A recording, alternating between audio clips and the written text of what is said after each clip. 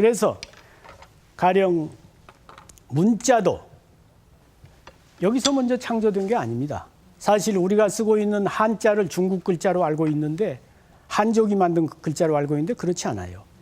가령 그 갑골문이 은나라 때 나온 거 아닙니까? 네, 그러면 은나라는 동이족이 세운 나라인데 지금 갑골문 그 조각이 발굴된 게 한 1000여 개 됩니다. 그런데 거기에 지금 그 4000자 정도가 각기 다른 모양의 글자예요. 그런데 거기에서 2500자가 이미 해독이 됐습니다. 그러면 4000자가 이미 독립된 글자였다면 그때 문자의 형식을 이미 다 갖추고 있는 거죠. 그러면 그것은 은자지 그게 한자가 아니잖아. 그렇기 때문에 우리가 한자가 중국 글자니까 안 배운다 이런 말은 잘못된 겁니다. 물론 이제 한자를 동이족이 혼자 만든 게 아니죠. 오늘의 한자는 동이와 서화가 같이 만든 겁니다. 왜냐하면 이제 한자가 그 은나라 때 그렇게 4000여 자나 되는 갑골 문자가 나왔지만 그때는 지금의 한자가 아니었어요. 그래서 지금의 해서, 행서, 초서, 예서가 한나라 이후에 만들어졌습니다. 그러니까 아까 이야기와 같이 동이족이 뿌리가 돼서 역사 문화의 근원을 열었고 그 다음에 이 서쪽에 있는 화하족이 꽃을 피웠습니다. 그야말로 꽃을 피웠단 말이에요. 그 다음에 이제 2000년 전에 한족이 정권을 잡았는데 한족이 정권을 중국에 잡았다고 해서 동이족이 다 없어지는 게 아니잖아요. 그래서 그 뒤에는 이제 동이족과 서화족이 같이 이제 오늘의 동양 역사, 동양 문화의 열매를 맺은 겁니다. 네, 그러니까 우리가 지금 이게 전부 우리 거다, 전부 뭐 네 것이 아니고 우리 거다 이렇게 하는 것은 맞지 않죠. 예, 그건 공정한 시각이 아닙니다. 그래서 어쨌든 그 지금 보시는 바와 같이 이제 요서 조선이 회복이 되지 않으면 우리는 진정한 회복이 될 수가 없죠. 그리고 이 안에서 또 하나 그 주장한 게 중국의 국경이다 그렇게 주장했는데 일본 사람들이 이제 천강이다 이런 주장을 세웠거든요. 천강이 될 수가 없는 게 사마천 4기의 조선연 제대로 해독을 해도 그 문제는 해답이 풀립니다. 위만이가 조선으로 올 때 동주출세 도패수 동쪽으로 이 변방세자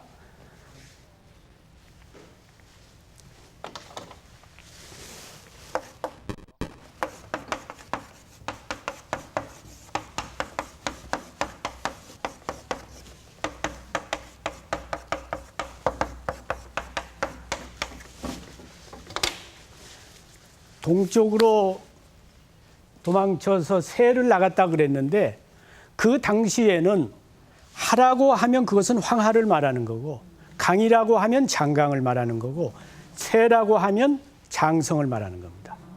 그때 당시에는 고대 다시 그런 성이 없었어요. 근데 그거를 지금까지 전부 요새라고 해석하고 있거든요. 요새. 그때 당시에 어디가 요새입니까?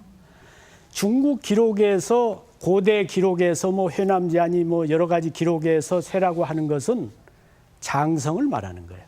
장성을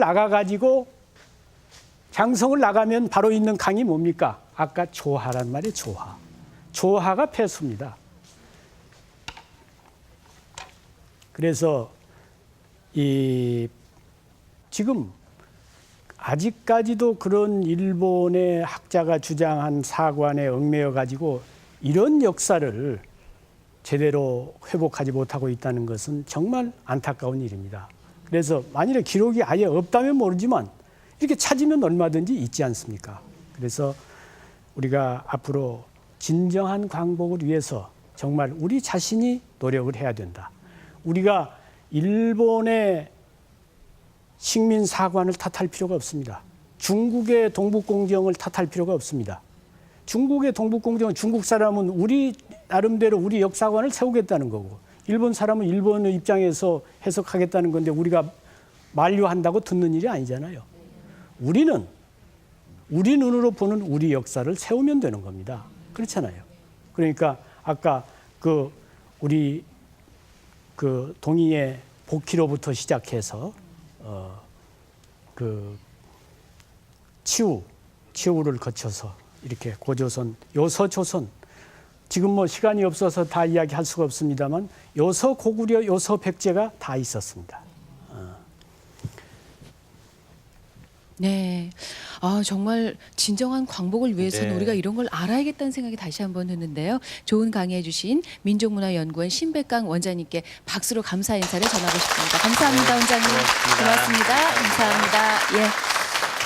예, 함께 하신 분들께 드리는 선물 소개해 드리겠습니다. 구정마루에서 백화점 상품권 준비해 주셨습니다. 금성출판사 푸르넷 공부방에서도 백화점 상품권 마련해 주셨습니다. 네, 어떤 학문들은 우리가 생활 속에서 저절로 이치를 깨달아갈 수 있는 것도 있습니다. 하지만 역사만큼은 우리가 공부하고 네. 책을 읽고 듣고 배워야 되지 않을까 싶습니다. 우리 부모 세대들이 자녀들에게 해줘야 할 책임이기도 합니다. 오늘은 여기까지입니다. 내일 다시 오겠습니다. 고맙습니다.